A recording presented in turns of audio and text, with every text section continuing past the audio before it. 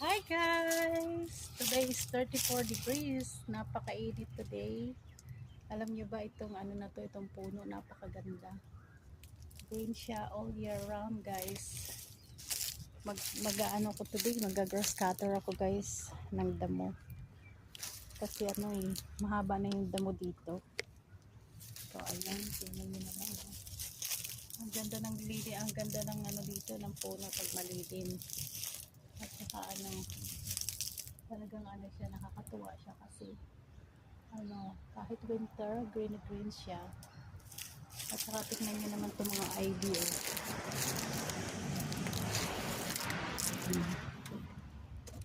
itong ivy tignan nyo naman